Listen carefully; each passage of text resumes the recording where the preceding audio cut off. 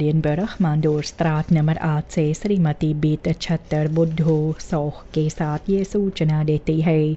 सुख अक्टूबर के 13 तारीख 67 67 साल के उम्र में श्रीमती बीत 76 बुद्धू के पति मिमला, अनुराधा, अरुणा और प्रिया के पिता रमेश, संतोष और किशन के ससुर शिवम के नाना मारियनबर्ग मांडोरस्ट्राट नंबर 8 के रहने वाले श्रीमान राजकुमार छत्तर की मृत्यु हुई है।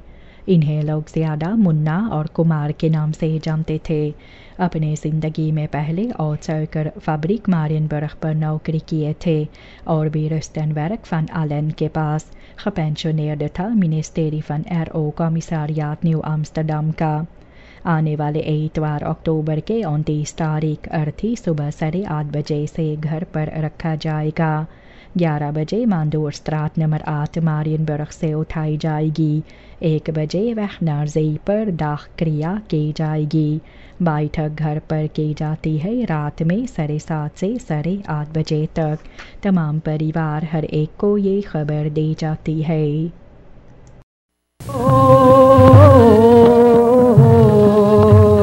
ये किसी का घरोना है, ये किसी का घरोना है, काया मिट्टी का खिलौना।